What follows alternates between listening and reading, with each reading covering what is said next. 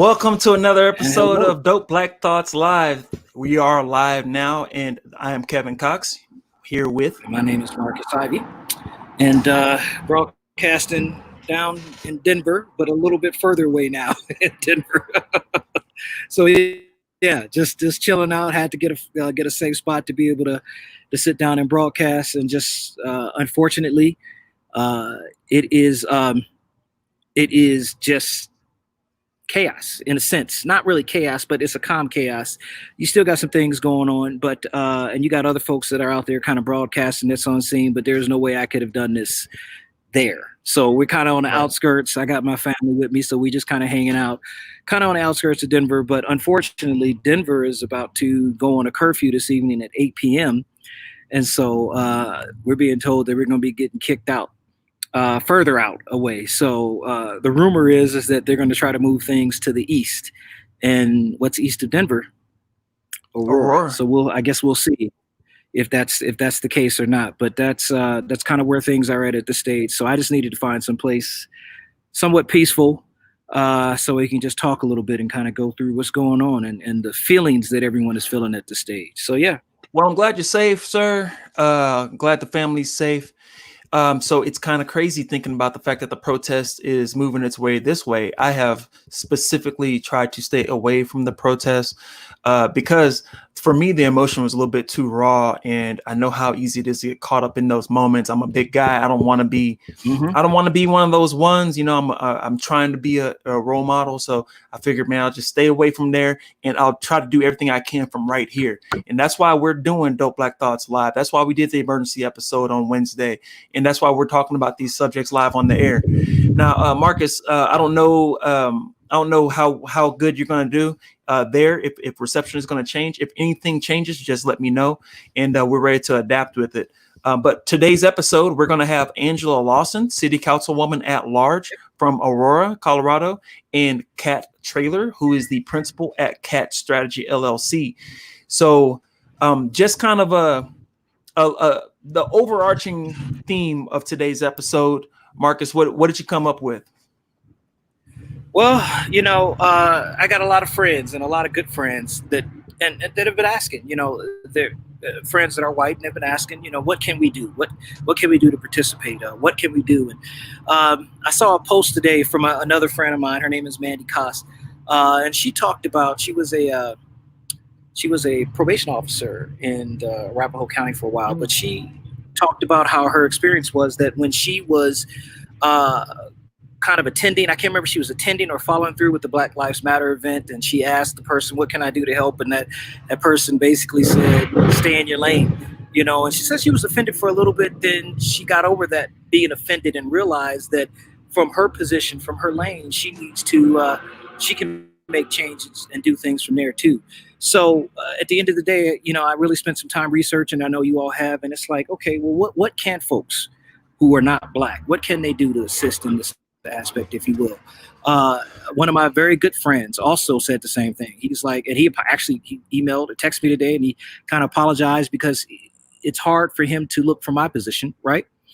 But I love that brother. It's a good friend of mine, and so I get it. So at this stage, let's try to dive into those things, as we go through those processes. But I'm happy that we're having City Councilwoman Angela Lawson on, because we get to talk about some things as it relates to the city. And quite frankly, as we know, good police chiefs, good sheriffs are so important, because they also can push the envelope when it comes to seeing anyone that's in their group that's bad apples and exposing it. So and good city officials. Good city officials. Now, the beautiful thing about Angela Lawson is she's the only Black woman on our city council right now. And I tell you what, let's go ahead and bring her on, because the overarching theme. Hi, Angela. Thank you so much for being on. Thank you for allowing me to be on. I appreciate it, and give people a voice here. No, thank you for coming, because we're going to talk about 75 things. This is an article in medium.com. 75 things white people can do for racial justice. And I think, I don't know if this is in here. I haven't a chance to go over the whole article, read all 75 of them, but hopefully one of them is what Marcus was saying earlier is, and to put it nicely or not so nicely, kind of stay in your lane and give us our space to work this out, because we're the ones that have to bear the brunt of the injustices. So let us kind of lead the way on how we want to go forward with this. Let us feel our feelings. Let us, experience our trauma, one, and to understand it later on. Because, and I'm gonna drop this. I'm gonna preface everything with this, because some people are saying people are going too far. This and that shouldn't have happened. In 2015, a church with 9 Black people were shot in a church, and there was no riot. There was nothing burnt down. No people were losing property. Matter of fact, they took the offender to Burger King, grabbed him a Whopper real quick. So if we want to talk about what shouldn't be done, Colin Kaepernick took a knee and he quietly protested. And what happened? We continue to see more Black bodies. So I don't know. We say it right 99 times. You say it that 100th time the wrong way, and now we're the bad guy. I'm not condoning property damage. I don't think it brings any solutions, but I definitely think it speaks the language of the unheard, as Martin Luther King said. I think you quoted that, Marcus. I think that's the language of the unheard. So I just wanted to preface that and remind people some of the stuff that we very peacefully got over and moved on past. But Angela, what are your thoughts? Well, tell us a little about yourself also, about what you're doing as well. So let me just say, I want to give condolences to the Breonna Taylor family, the Ahmaud Arbery, and George Floyd, because these were senseless killings that were done that didn't have to happen, and these individuals could have still been in our community. I'm also torn and hurt by the amount of deaths that we had with the coronavirus as well, and most of those have been people of color and Black people. And we're in, to me, 2 separate worlds. And I'm tired. I'm struggling, because it's like we're in a new century, but we still haven't come to the same things. We're still dealing with the same things that my parents used to see. My parents are from the South. And my mom just told me a story where she used to live. When she used to go upstairs, she used to see the burning crosses in the neighborhood, because it was in Miami, Florida. There was, when she was the first person to graduate, one of the first Black people to graduate from Northwestern. So my mom grew up in Liberty City. And if nobody knows where Liberty City is, it's a majority Black neighborhood. But back then it was separated by a wall. And my mom remembered that she used to go upstairs and see the crosses because it used to separate the white community and the Black community. And I'm not saying we're in those times, although sometimes those things happen, but it's a division still of 2. I look at what she said as that wall. It's still 2 different worlds. It's a Black and minority world, and then it's a white world. And one of the things that, before I move on, and I'm sorry if I'm getting a little off base and getting more of my feelings, but I've had a lot of friends contact me that are white, and they're calling me to say, I'm sorry. I'm sorry, Angela, this is happening. But I've told them, instead of calling me and saying, I'm sorry, I need for you to walk with me and to help in what we're trying to do to get these injustices out of the community. And that's hindering our Black community and our communities of color. So I'm glad that you brought this issue up, because I don't know, the sorry is fine, but I need for you to do something and to step up. And I need for you to realize what is happening. Walk with me, walk with others to understand what the problems are. That's 100% right. Right now, you're kind of speaking from just your community leader role.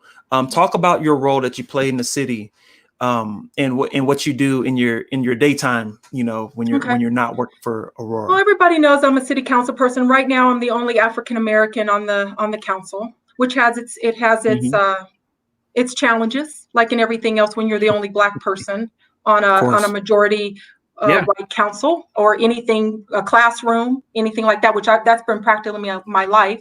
So the fight for me is I'm trying to figure out ways that we can make sure that we help the people in our community. We're the most diverse. We've had community issues with our police department, and and Marcus, Katrice, and Kevin, we all go to the same meetings in Aurora where we're talking.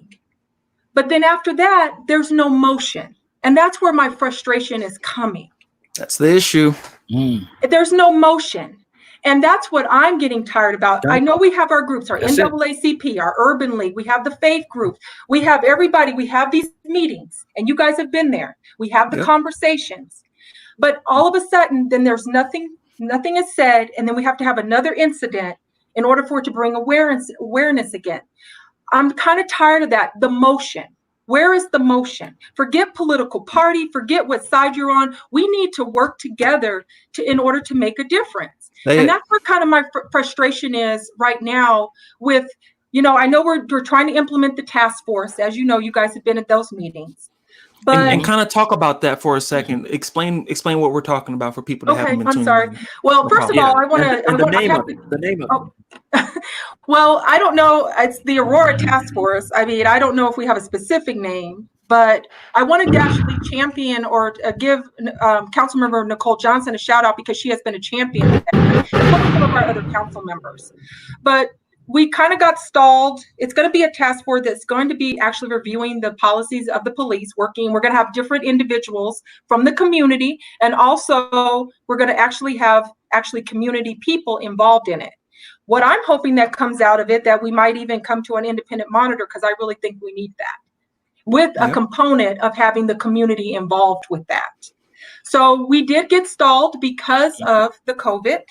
But I think that we don't need to forget that, and I think that's something we need to continue to bring up. That we're gonna have to get on this task force. I know that we're stalled, but we're gonna have to get moving on this because I don't want it to be in the fray of anything else that we're dealing with and issues in the city. To me, that speaks to the accountability piece. We're saying this, that, and the other, but what's actually getting done? And that's something, Marcus, you were talking about. We're tired of the words, tired of the apologies, like you said, Angela. I mean, it's action. Yep. Yeah. And so speaking of action, excuse me, Marcus, 1 second, because we have another guest I want to bring in, someone I know very well. So this is Kat Traylor. We're talking, first of all, Kat, welcome to the show. Thank you guys for having me. So Kat Traylor is the principal of Kat Strategy. You want to introduce yourself for a second, and then we'll kind of fold into this conversation a little more. Sure. My name is Kat Traylor. I am the principal at Kat Strategy LLC. The purpose of my small business is to get involved in politics and policy and campaigns, and that's pretty much the gist of it. So I know last episode we were talking about, if you want to see policing done differently, you need the correct DA in office. We also, when we're talking about the police, we need the correct police chief, and that's going to be kind of part of this conversation as well. But I didn't want to get too far down the accountability road without kind of bringing you in on this one too, Kat. But Angela, you were saying earlier, please, I'm sorry if I cut you off there. Oh, well, I think it's essential. As you know, I mean, we got the task force. We're going to be, I think in June, I'll give you guys more of an update of candidates for the police chief. I think it's going to be, for me, that's going to be very important in Aurora, who we choose as the police chief. And let me actually, all day. And let me just add to that. So, many folks say, well, bring a person of color, and I'm all for that. But I want to make sure that we bring the right person in that position. I would like to see a person of color. So do y'all have candidates that y'all picked out at this stage, or that have been at least somewhat vetted, that are coming forward to the council? I don't know who all the candidates are, but what I can say, Marcus, from an update that I received about a month ago from our city manager, that most of all the candidates were a person of color and women, and there were no white males. Now that could be different, but that's what I was told at the last briefing of who applied so far. If that's the case, very that's interesting. Okay. So that's powerful. That's what I was told. I don't know who the candidates are, but that's kind of what the demographic we got, which I found was very interesting. And I think that's good. Well, just personally, I don't necessarily like the idea of whoever stepped up when our former chief just stepped down, just walks into the position. So hopefully there will be a large community engagement process involved with connecting to and interviewing, if you will, by the community, not just, like some sort of, what were you calling it earlier, Angela? You were saying that it was a possibility that there would just be like a meet and greet or something like that. Well, what I'm hoping is that, for the city manager, I wasn't here exactly on council when we got Chief Metz. So I'm not sure how that went, but I know with the city manager, it was a meet and greet. And I think for me, what's going to be important when I'm evaluating the candidates, it's going to be important what the community says.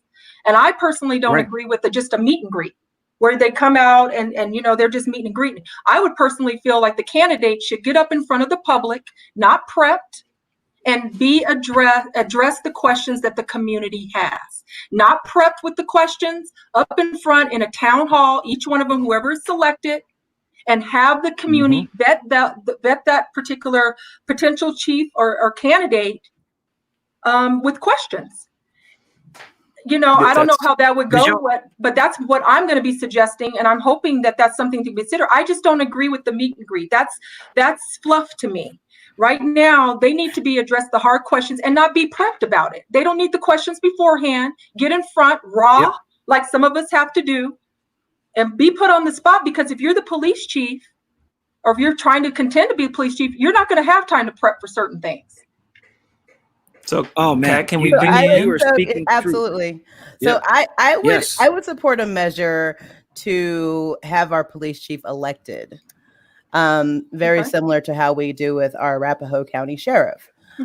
Simply because, and this isn't about party politics, this is about giving the community an opportunity to really weigh in and choose the right person.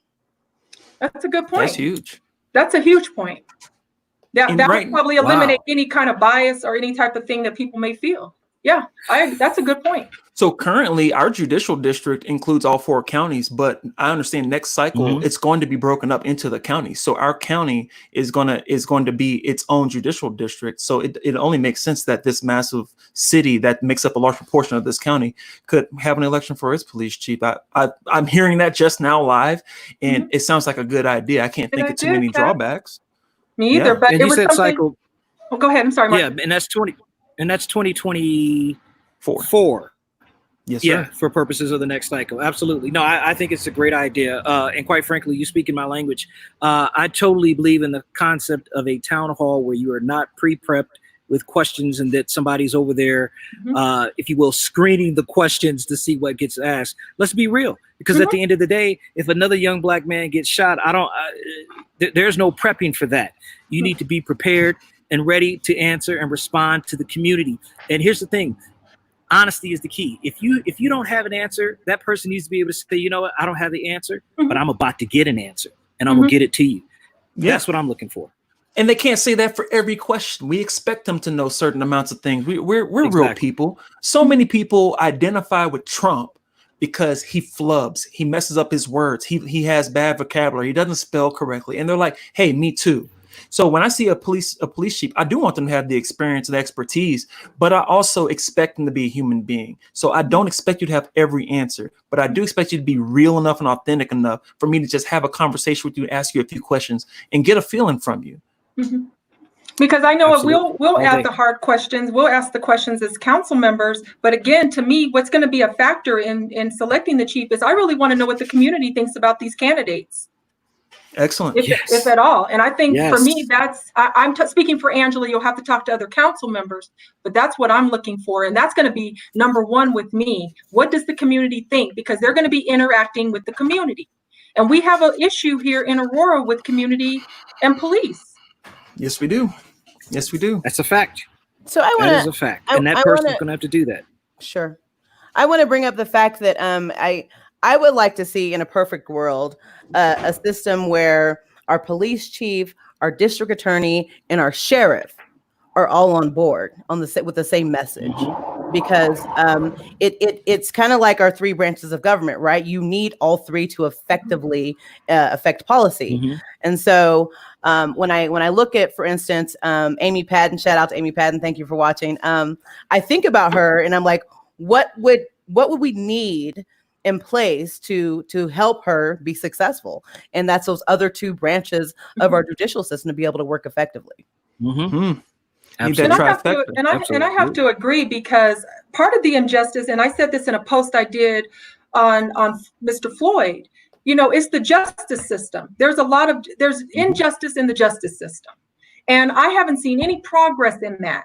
So where's the gaps there? I mean, again, we talk, but there's no movement there. We can lobby. There's things that we can do. I saw in the 75 things that we're talking about white people, but we could all do that coming together to make a difference. And it seems like it's just, it goes over and over and over, and we're not moving in any direction.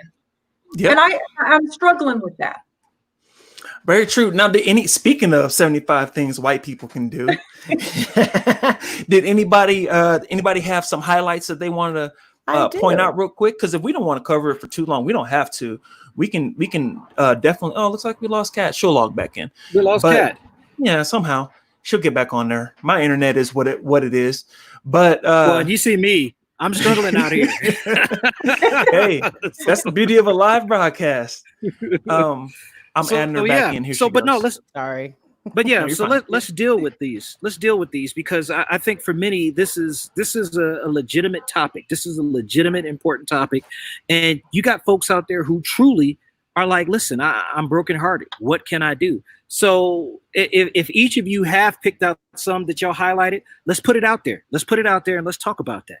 Ladies first. Sure. So I want to bring up the fact that most of that list is referring to contact your local legislator, contact your governor, contact your senator and your congressman. So I want to bring up that's mentioned over a dozen times in that list of 75, because that's actually what needs to start. We need to start right there. And instead of asking people to perform at a certain level, we need to start putting pressure on our legislators to make sure we're putting power in the policy and not so much into the people. Yep. Facts. Yep. And I agree. What's your thoughts? I agree with Kat. I mean, there's all of these. This is a start. So this is a list. This is a start that people can interact. I mean, what I wish, I wish that we could. The one that I found very interesting is being in a group that is white and being part of that group to understand. No, and I know people might. But to understand what is it that you have with Black people? And let me give you an example. I went to a major department store before COVID with a friend that was white. I was in a department store. I'm not going to say what it was. And I was looking at the dresses. She was over on one end. I got asked 6 times by the person in that store, can I help you? Can I help you? When I went in there, she followed me to the dress like I was going to steal something. She never asked my friend who was white. When I told her about that, my friend, she says, oh, Angela, it's all in your mind. No, it wasn't. I felt like she didn't think I should be in the store and I was going to steal something. She didn't even ask her. And she was only a couple feet away from me. It's just the understanding of, you don't understand the plight that we have to go through, of how we're looked at as being Black people. And it would be interesting. There was something in here about what do white people really think of Black people? Yeah. Well, can I piggyback off of that, Angela? So my mother is from a different generation, right? And so she notices all of that when we go into a store. Like immediately, she notices if someone is lingering too far around us. And finally, I got to the point as an adult, and I said, you know what? I noticed it too, Mom. You're right. So here's how I combat that. And people may not agree with my method, but here's my method. I quietly ask that person to stay with me the entire time while I'm shopping as now my personal shopper, because clearly I can't be trusted to be left alone. Let's just call it what it is. And you stay with me the entire time that I'm shopping, so we both feel safe. That's my solution for that. And typically they scurry away. But the point is that I noticed you noticing me. So let's just cut to the chase. Right. Oh yeah, Kat does that. She'll be like, "Oh no, you're here with me now. You want to follow me? Follow me. Now you can help me with everything." It's the realities, and I have money just like you to spend. So some of these things about spending and not spending at certain stores, I won't be going back to that store. I'm not going to put my money in that store because you made me feel uncomfortable, and it could have just been her, but just the idea. Well, so I would give a little pushback on that, Angela, because I think that instead of me changing what I need to do in my personal life, I would want to see them change. You're going to change. You're going to make this a better shopping experience for me. And so, of course, that takes labor, right? And Right. that's the problem with that. Yes. All right. So let me give you my suggestions because I actually appreciated the start of contacting. So what are some of the things that white people can do to participate? Educate yourself all day. So here's the thing. So on this list, there were, and I'm going to add to this list. On this list, I would go to numbers. I think it starts at 31. So I had to pull up my list. 29 starts from 29 to about 37. And it talks about books that you should read to educate yourself. That's the start right there for me. Before you can truly, really participate, if you will, I think you have to educate yourself on the plight of Black people, a plight of the Black man and the Black woman, in particular the Black woman, as well as the Black child in schools during desegregation. I think you have to educate yourself on that. Once you educate yourself on the reading, then here's what I'm going to tell you. Start reading Black history in general. Just Black history in general, the very thing we need to be teaching in our schools. I don't want to hear it called Black history. I think you probably heard me say this before, Kevin, because I know we talked about it. Call it history. Black history is American history. So educate yourself on the history and the plight so that you can see the roots of where this evil started. So then now you can start to deconstruct what those roots are and start focusing on, okay, how do I break down those levels of those roots, those deeply rooted histories? So number 29 through 36 or whatnot talks about reading books on history, reading, understanding that. And number 38, decolonize your bookshelf. Marinate on that. Go back and look at what your books are and marinate on that. Hey, Kevin, get that link up. Get that link up for folks. I got people texting me asking, where's the link to that? Get that up so they can see what that list is about. Well, decolonize your bookshelf. I had that one, Marcus. I had that one. That's a good one. That is a good one. That's a good one. I need to do that myself because I have a lot of my school books. Your thoughts, Kevin? Well, I'm posting the post right now, but I'll go ahead and tell you as I'm doing it. Number 29 stood out a lot. It says "Read New Jim Crow," right? By Michelle Alexander. Okay, so New Jim Crow is talking about how nowadays they're doing a lot of the same things they were doing before, but they've changed the face of it. But you know what? Like you said about the history, so many people don't know what the original Jim Crow was. So one, Jim Crow existed. It was a real thing. It wasn't just Black people just being sprayed randomly by fire hoses. There was a systematic insertion of white supremacy into the legal system. Matter of fact, it was based on white supremacy in the first place because we owned slaves when everything was started. But now it's just morphed. And if you don't think it still exists, you have to do your research. So continue going on down this list. Now I'm posting this article. Amy got it for you. Amy already posted it for you. Oh, well, I just hit it. Perfect. Thank you, Amy. Perfect. So y'all can follow along and see where we at in terms of this list. What else, Kevin? Your turn. What stuck out to you? I'll go on my little spiel about the history portion of it too. Like you said, it's history. It's American history because we're African Americans, right? How come we learned everything that happened in England and in France from the 1500s and the 1300s, but we don't know anything about African history until the slave trade started? No one can tell you anything other than there are some pyramids in Africa, and there's some really dark people, there's some real light skinned people because hey, we don't know what happened, and they couldn't have built the pyramids as precise today, and all this trivial stuff. But there were massive kingdoms. There were some of the largest accruals of wealth. The largest accruals of education and knowledge were on the continent of Africa, and it's a continent, not a country. There's so many things that we need to go down that road, and it just needs to be just folded into all of our history, as opposed to 1 month, the shortest month, and then get the glaze over. Oh, once again, we'll talk about the same people over and over again. Martin Luther King, and that's it. Abraham Lincoln, freed the slaves, and from then on, everything was fine. By the way, when we freed the slaves, the country decided to kill itself. So that says something about America, and it's still going on that way today because they're still talking about civil war right now. I've talked to some people. So I think it's interesting you bring up the the where we were versus where we're at now. And when we talk about racism, it is so imperative. This is imperative that we do this. It's imperative that we understand that racism is not a one size fit all, and that it actually sits on a spectrum. So when we realize that not every white person is in the same place on that spectrum, like every racist is not going to be a card carrying member for the KKK, but they're also may not be okay with their child marrying a black or brown person, right? So I bring that up to say that when I looked at Amy Cooper's behavior as a self-proclaimed liberal, it was very telling to me, because if you look at some of her past posts and how she reacts to social injustices, she would seem like what I would like to call a well-intended woke white woman. However, the moment things did not go her way, it was very simple for her to fall back into her normal patterns of white supremacy because it's already ingrained in her behavior.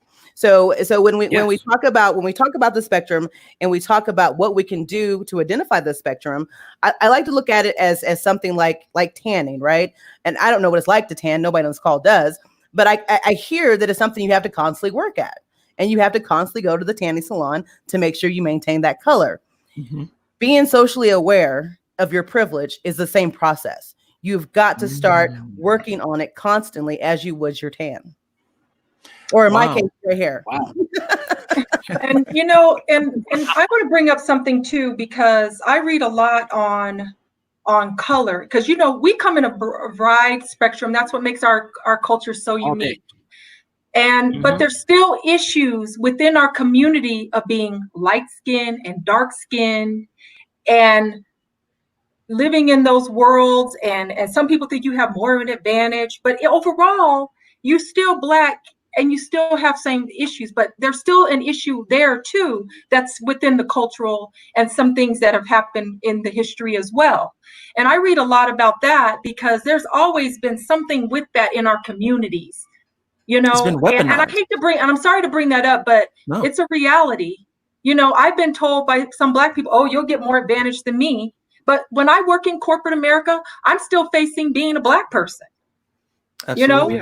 I might have a lighter skin than somebody, but it doesn't mean I'm getting any more advantages that I've experienced personally. So maybe some other people are, but I still face the same. I have to still be on top of everything. I got to be productive. I got to be dressed better. I got to speak better. I got to prove myself just to get the respect that I get, even on this council, even. It's a reality.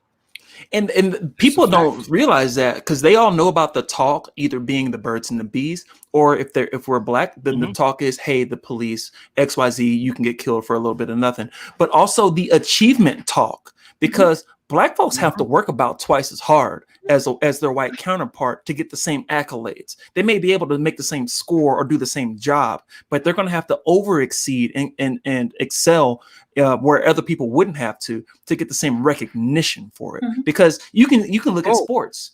If you look at sports, there is a shortage of Black quarterbacks. There will be so many Black quarterbacks that can throw just as good as the white counterpart, but they can run too. And they'll say, and this is documented. They'll say, we don't need quarterbacks. We need a running back. And all these quarterbacks that were throwing for 15 years since they were kids, able to throw touchdown passes, now they're forced to go run the ball and get bones broken. It literally goes into every aspect of our society. And you just mentioned a great piece.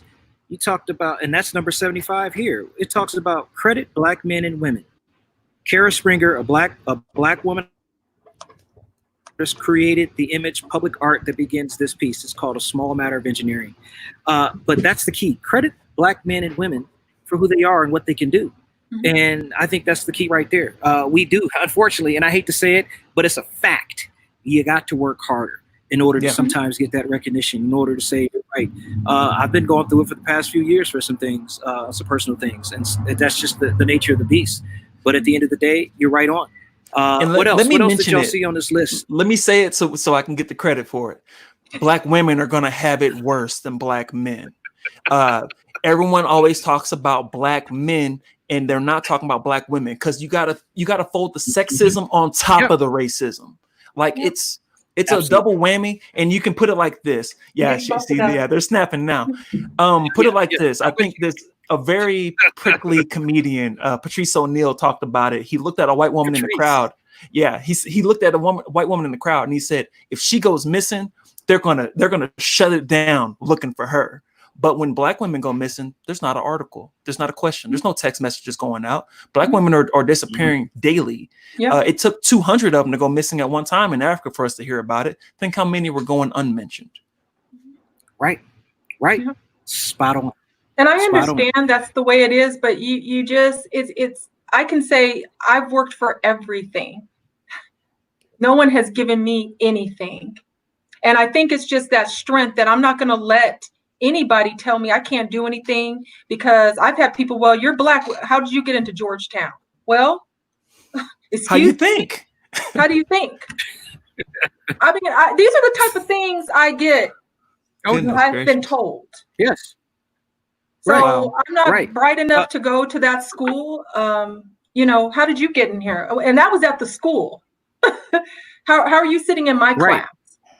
Oh, affirmative action had to be affirmative action. And I've been accused of affirmative action. Oh, she must have got in here because of affirmative action. No. No. Affirmative action. Go ahead, Marcus. Sorry. Go ahead. No. Go ahead, please. No, I was hearing this affirmative action. Well, I had an interesting conversation with one of my white allies about one of her friends being upset about her daughter not having all of the same grants available to her. Because she was a white girl, and the woman was extremely upset about it. It sounded like, and I was like, well, so let me ask you this: what did you say to that when she was upset about her daughter not receiving the same amount of help as the black child? And she got quiet, and that was disappointing. However, I say that to say this: if it wasn't for the institutionalized racism, then we wouldn't have so many systems in place that are trying to protect us, that are trying to make sure we get it. We start with a little bit of edge that the rest of our white counterparts have. So I know affirmative action is a tough subject, and I know it brings up a lot of heartache for a lot of people. But it speaks clearly to white privilege and what that means for us. But even if somebody did, I went to UC Berkeley, even somebody went to UC Berkeley too, even if somebody did get into the school on affirmative action, you still have to succeed in the school. So it's not like affirmative action even if it got you into the institution, you have to succeed in the school. And that is an accomplishment if you're going to succeed in those institutions. And let's just say you displaced student X who happens to be white. They're still fine. They're going to be able to take mommy and daddy's money that was left over to them by grandparents, this generational wealth we're talking about, and take those advantages that they have in the selection process and move on to the next, prestigious academy and get in there just fine. They may end up in Harvard because they were displaced from Georgetown, even if it were a affirmative action deal. And it's probably not. White people underachieve as well. Yes. And we're no different. We overachieve and underachieve just the same as everyone else. It's just, unfortunately for us, this has a magnifying glass on it. And I think you hit it straight on the head. If I get in, regardless of how I got in, I still need to be able to perform my duty. I still need to be able to do my job. I got to do the same work that you do. And probably oftentimes more than not, you still have to prove why this is your work. I hate to say it. So but I want to make sure we stay on track with what it is we can do and where we can be. Because I can talk about this all day. I got a story. Shoot. Y'all know I'm a part-time judge. The first day that I went into work, I parked in the special garage. And I get out, and a gentleman comes up to me. He's got his uniform on, and he says, what are you doing down here? I said, popped up the badge. I'm a judge here. All right.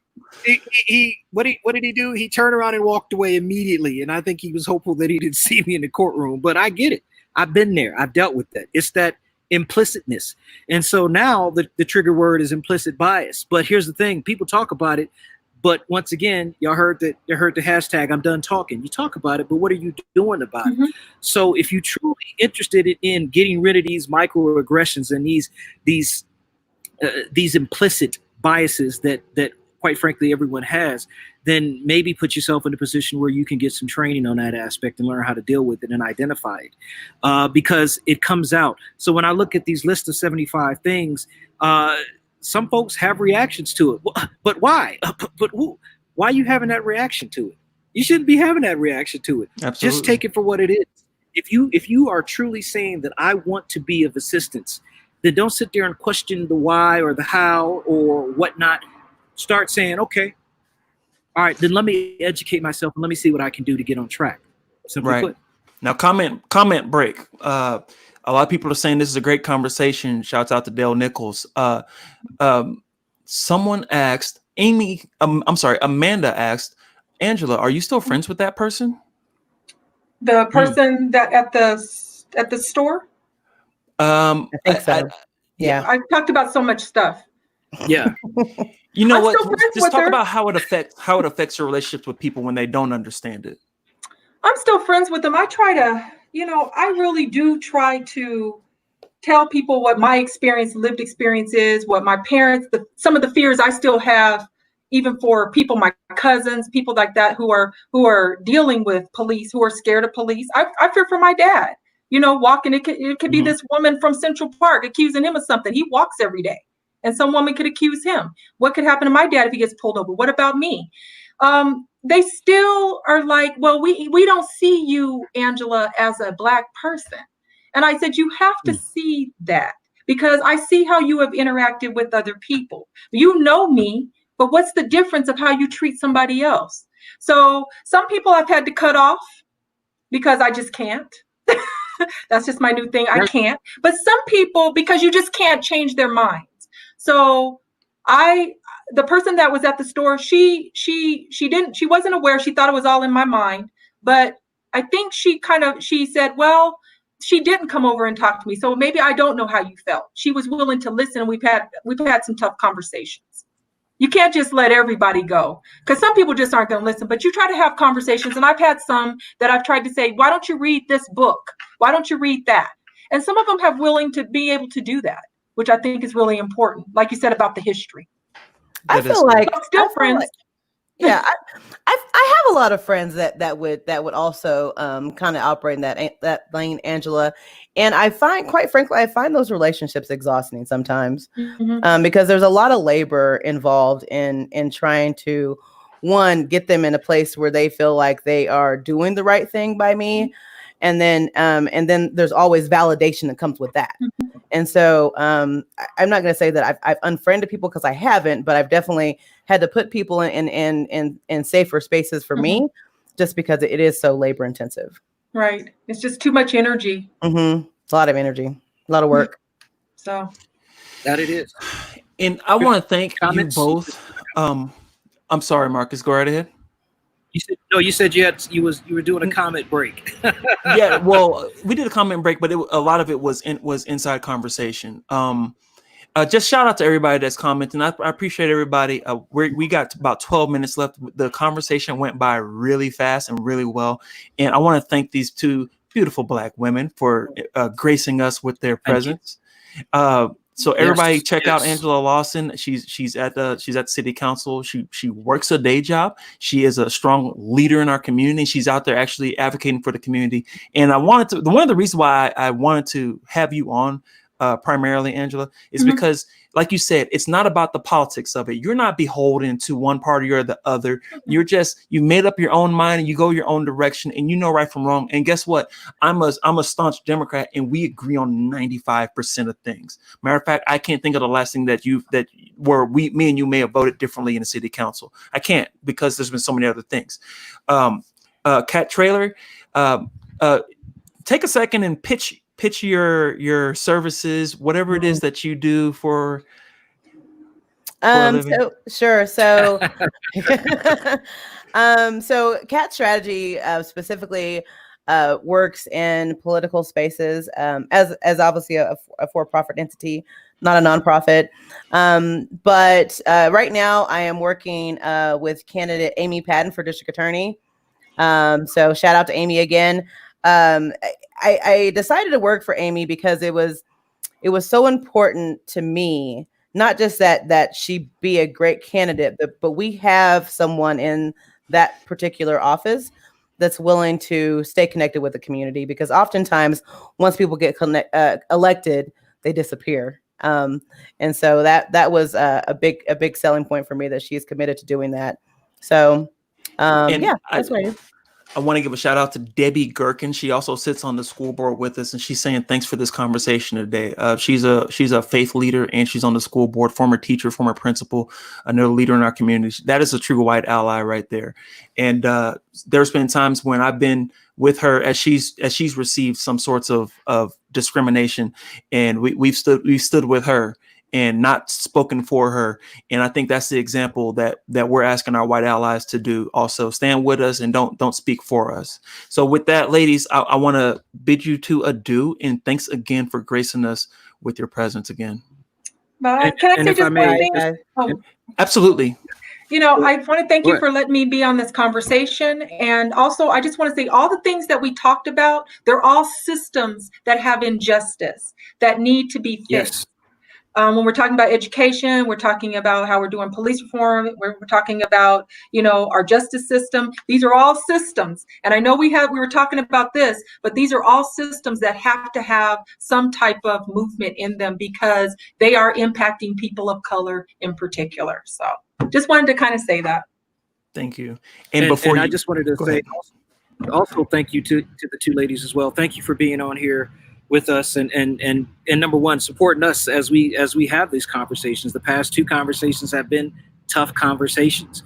And Angela, I'm actually really glad that you're talking about this process with respect to the new chief of police. I am asking everyone out there, I'm looking in this camera, everyone out there, I'm asking you to make your voice heard, to demand that the public be a part of this process, to demand that the public have input, because without that, then we're just allowing us who are in these quote unquote positions of power to make decisions without input. The input of the public is the most important, because at the end of the day, who do we work for? The three of us, who do we work for? We work for the public. And so I just want to we need your voice in order to make that difference. And Kat, you got a shout out. How can people get a hold of you so they can start learning cat strategies as well? Yes. Oh, sure. Was it in the chat? No, you got a shout out from Amy Patton, one of your clients. You got a shout out from her saying that you are amazing. She's happy to have you on her team. Wonderful. Thank you. Well, where can they find you? They can find me at cat@catstrategy.com is my email address. Okay, everybody, cat strategy. Pass that along. That's my household. That's my family. That's my woman right there. She's doing big things. And matter of fact, everybody in Aurora basically wouldn't know me if it wasn't for Kat. So, but thank you again. We're gonna wrap it up, and we're gonna wrap it up. And I thank you again for coming on. Bye, y'all. Bye. We'll say bye to you too. Thank y'all. All right. Yeah, so Marcus. To everyone out there that's watching, we say thank you as well. Quite frankly, when me and Kevin started on this venture, what you quite honestly had is two frustrated black men. And I say black men specifically because that's what we are, two frustrated black men. Thankfully, we did run for office. We were able to participate in that process. But for me, as a criminal defense attorney, as a part-time judge, sometimes I just want to express my frustration. And I think this is a safe space to do this. And so what I'm saying to all of you out there, this is also a safe space for you all to bring about that conversation. Let's talk about it. Let's divvy up about it. Let's figure out how we can put together a plan, put things in actions, and stop talking. Let's stop. I'm done talking. Let's start making actions. Let's start doing things, or as the police officer say, let's furtive movements. Let's do something so we can show that we are prepared and ready to start doing it. Say that again, Marcus. You broke up. I'm sorry. Bad reception out here. Oh, I'm just saying that, hey, we're ready to start taking action. So let's start doing it. Let's start with this list of 75 and let's build on it. Let's make it a list of 200. And let's start adding things to the list. We're going to put it up on Facebook. But we want to put it up in a form where people can start adding to that list. So when people start saying, how can I help? Here's a list. Go to this list. Let's talk about it. But let's educate ourselves first so we can understand exactly how we can all be a part of this process. Yes, sir. And let's do a final comment check-in real quick. Looks like Coach Rob Mack asks, what are the action items that we can follow up on? And in my opinion, that is the $1 million question. And that's what we're working on that. But trust and believe, once we come up with that list, everything that we're finding out on this list of the action items we need to do, they're going to be getting done. And we're going to be keeping everyone updated every step of the way. But it also means partnering with the correct organizations, such as your city council, your school board, boom, your police department as well. So first things first, oversight and engagement. We're going to be engaging with these people. One of our prospective guests is Sheriff Traylor Brown. He reached out to me at the end of our last episode immediately. As soon as it went off, he's like, hey, Kevin, I'd like to talk to you. And I'm open for that conversation. And I want you guys to hear the kind of conversation that we have, because this is big, this is huge, and there are lives on the line. Marcus, what are you saying? No, I just agree. We're going to have a lineup of folks that are coming on we're going to have honest, blunt conversations. We may even ask honest, hard questions. That's not may, we will. That's our focus. We had candidate Amy Patton on this past week, really to speak about George Floyd. And I'm saying his name again because I'm not going to forget that name. His name was George Floyd. All day. And so we're going to have those. We're going to have other folks on the show. And at the end of the day, we want you all to know that this is you all's show as well. We don't come on here with a bunch of scripted notes and so forth. We have the ideas that we want to discuss, but we're trying to let it flow naturally. And I think that's really where you get authentic conversation. So at the end of the day, we do want your comments. We do want things to be said, and we want to bring those up online so that we can express what folks are saying out there. Absolutely. And so we have a Patreon, ladies and gentlemen, and that's an action item. Support Black people, support Black businesses, support Black leaders. Go to www.patreon.com/dopeblackthoughts. That's first things first. Dan Jorgensen, thanks to each of you for this honest conversation. I greatly appreciate the opportunity provided to learn how to be a better ally in both action and words. Thank you, Dan Jorgensen, a former school board member. I sat next to him for 2 years at school board meetings, and he always kept little mints for me so I could stay awake in the meeting, because that was his little thing. But he also dropped knowledge every single time, and I miss him on our board. But you know what? He's moved on to bigger, better things. Amy Patton says, thank you for having these tough conversations. It needs to be done. Dale Nichols says, Dale Nichols, basically, he's speaking to someone else, but he's a huge ally in our community, and he's done a lot of work and progress in the progressive atmosphere. Other than that, Jordan Culver says, thank you. Definitely will be sending people to this post when they ask how they can help. And Jen Fryer says, thank you for sharing. Educating is so important. Thank all of you for being involved. Marcus, you wanna sign us out? Yeah, just real quickly, like the Facebook page, Dope Black Thoughts. Go to Twitter at Dope Black Thoughts. Instagram's popping up as well. Listen, this is not a fad. This is YouTube. This is not a fad. We are going to continue to do this. We are going to continue to talk. We are going to continue to create forums. We are going to continue to create opportunities for people to express their thoughts. That's what we're going to do, because guess what? We got tired of just sitting there wondering what we could do as well. So with that, we're going to say peace, love, and we out. Thank you so much, everybody. Bye now.